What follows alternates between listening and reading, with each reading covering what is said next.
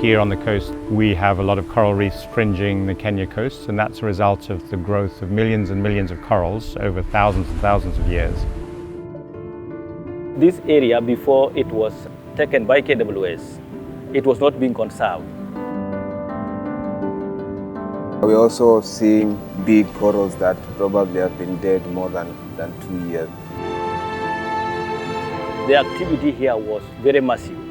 People were just coming in, do fishing, destroy corals. People were taken from their fishing zones, told now you cannot fish here, you go somewhere else. We conserve fish, we conserve corals, we conserve seagrass. I'm not against the Kenya Wildlife Service, but I mean, it hasn't done much.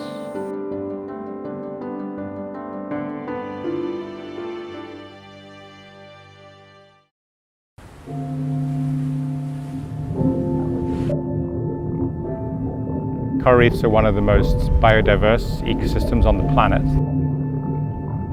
The number of species on a reef is on a par or more than in tropical forests, for example. It's important to differentiate what corals are and the reef is as a whole. Now, a coral is an animal. It's quite a simple animal, like an anemone. They're invertebrates. They secrete a skeleton of calcium carbonate. That's a white rock that they create. And they have single-celled algae living inside the tissues. And these algae photosynthesize and trap energy from sunlight into sugars.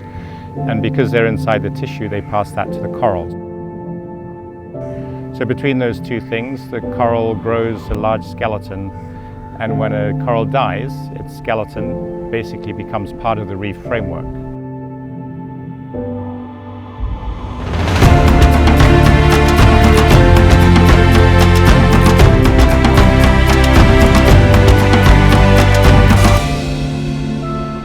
Coral reefs are very important globally, both ecologically and socio-economically. 25% of all marine species spend at least part of their life within coral reef ecosystem, and they are very tiny. So such a huge proportion of species within such a small area is quite significant. They also help in sheltering the coast from strong waves coming from the open ocean. Socially, they are very important in fisheries productivity. A lot of the fisheries are dependent on coral reefs.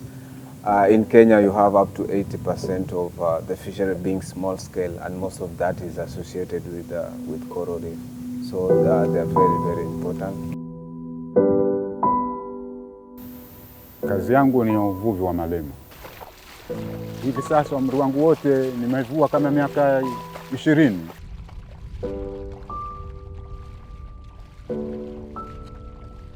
Siwezi kwenda baharini kwa sababu sina ule mtumbo wa kuendea kule maji mengi. Kwa hivyo natumia mguu wangu ndio kama dau langu. Ukiweka lema utamkuta samaki yuko kulingana na coral.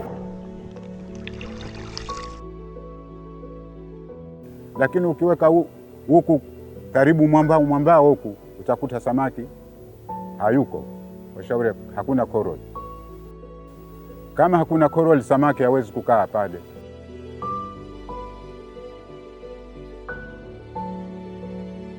Wasini watu wengi wanategemea uvuvi na utalii.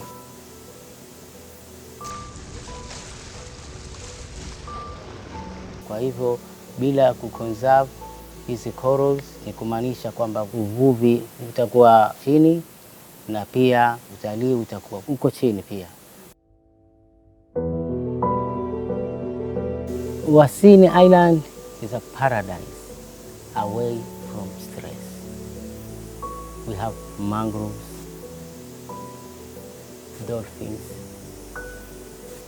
beautiful corals and fish. Lakini baadhi ya sehemu zetu zimekuwa degraded. 80% of these corals are dead due to human activity. So coral reefs are really affected by three main things here in Kenya and around the world. One is warming of sea surface temperatures, warming of the sea. The other is fishing, and the third one is pollution. and a decrease in the water quality that coral reefs live in.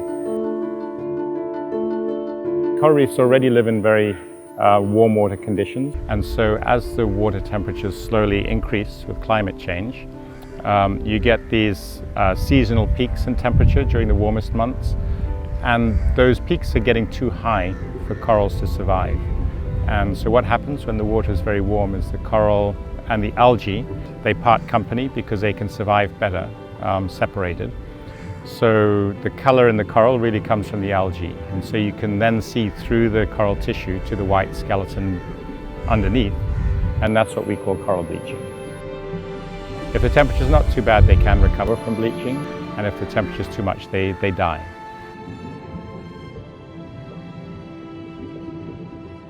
Yeah, when I'm swimming through the dead reef, it's not a good feeling, especially in areas that 2 years ago I was seeing coral, now I'm just seeing broken pieces of. But we're also seeing big corals that probably have been dead more than 2 years. So that could be a previous bleaching or people just pulling nets within a reef, and those are especially in an area with a lot of the small branching corals, they'll just break them and completely damage them. But there is hope. There's a lot of strategies that are being implemented locally, regional and globally to make sure that we still maintain the reefs in the state that they are. The Kisite-Mpunguti Marine National Park and Reserve was established in 1973. It was designated as man and biosphere, whereby we do conservation and then we also allow man to do sustainable fisheries. This area, before it was taken by KWS with the consent of the local community, the activity here was very massive. It was not being conserved.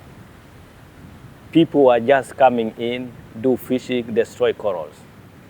So the fish biomass by then was actually dropping each and every day, each and every year.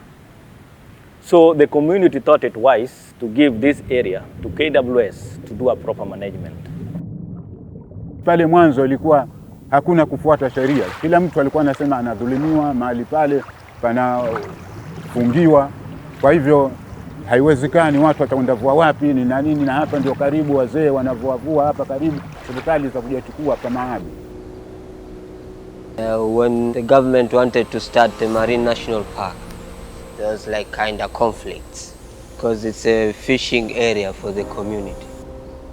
Wasin is my home, because me, I'm born here, and I grew up here, I schooled here. I am the owner of Blue Monkey Beach Cottages and Wasini Island Bandas, and also I'm the owner of Blue Whale Boat Operators, and I work together also with the community. When the government wanted to start the Marine National Park, the people were taken from their fishing zones, told now you cannot fish here, you go somewhere else. There was like a certain percentage which would go to the community, but hasn't. I mean, I'm not against the Kenya Wildlife Service, but I mean, it hasn't done much.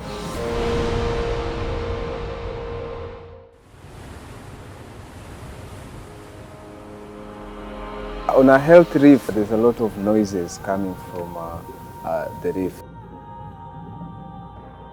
There's been research that has been carried out. That noise is important for fish such as clownfish. They breed within the coral reef, but they move to the open ocean where they grow a bit bigger. So when they're coming back, they're supposed to come to the reef that they were hatched from. And they do that by listening to the noises that are coming from the reef. So if the reef is damaged, you don't hear that noise because it's broken pieces of coral. That means the fish will get lost where they were supposed to be. And obviously, that is not good both ecologically and even artistically. it's not good. If you don't control people, if you don't control these community boards, they will break out the corals. If you don't put measures like the anchorage point for those boats, they will just throw the anchors on the coral. They will destroy the corals.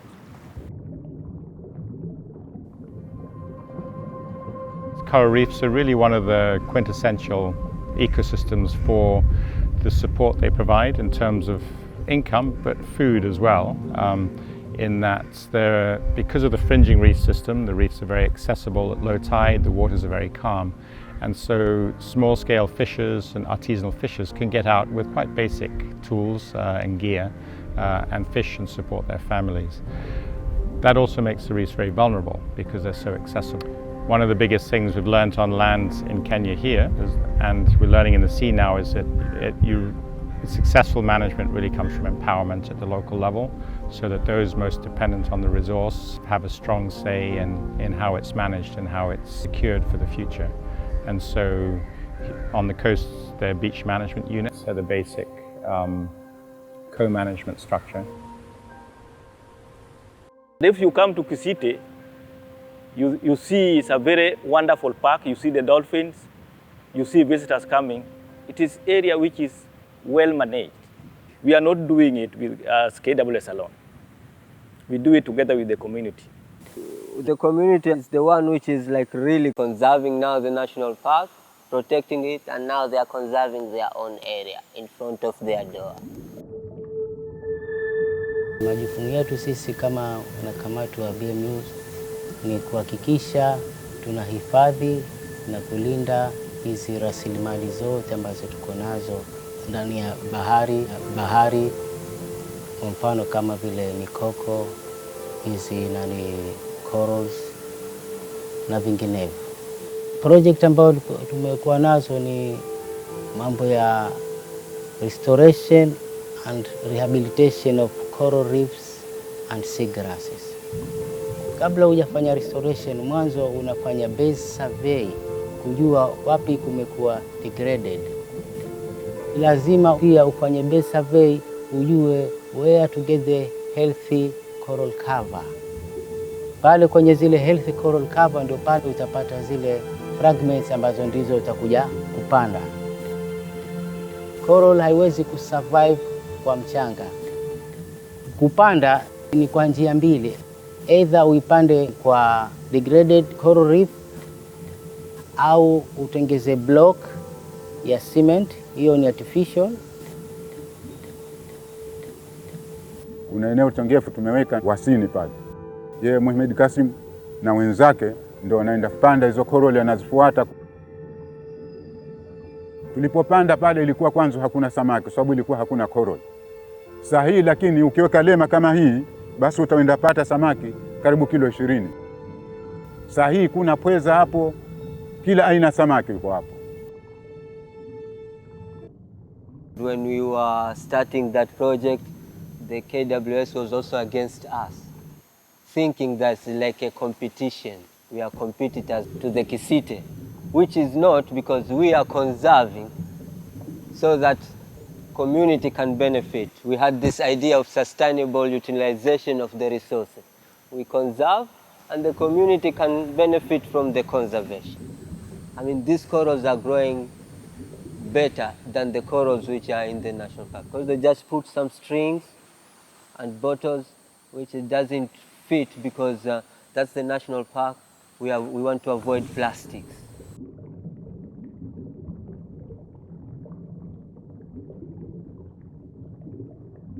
One very important, the level of conservation is how you connect to the other world.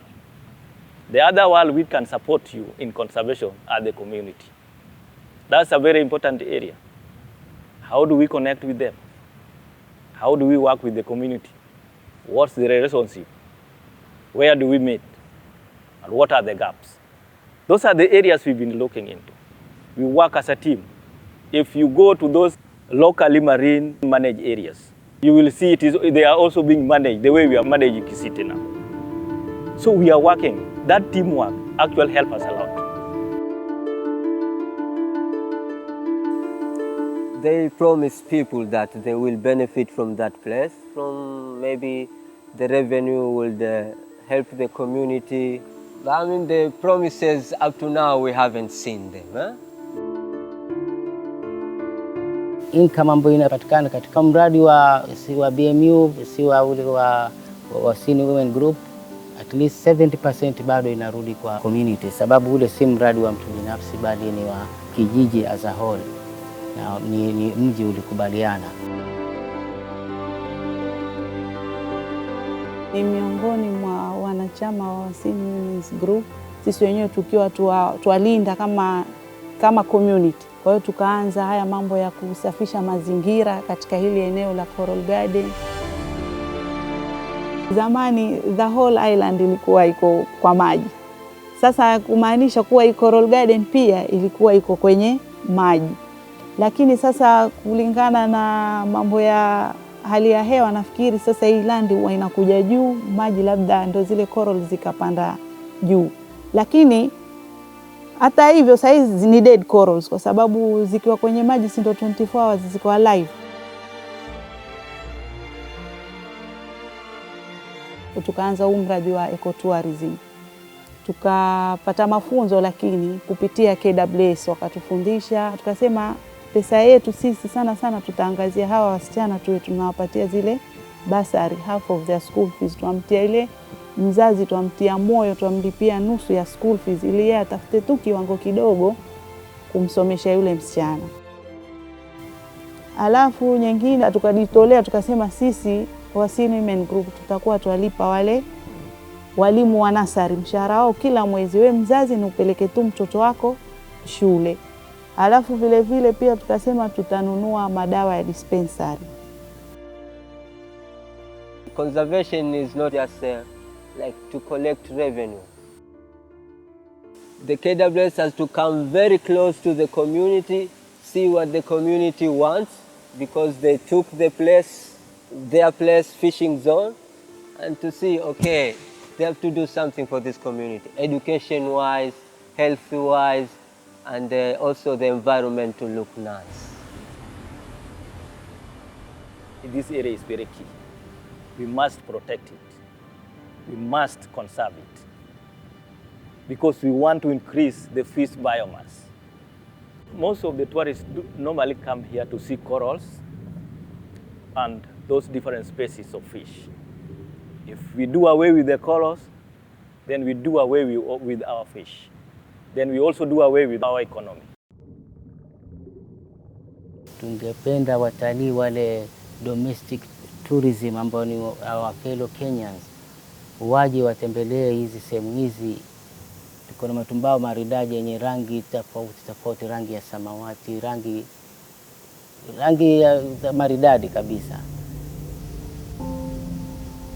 Na wakati wakitembelea hizo sehemu ni kumaanisha wana promote the community.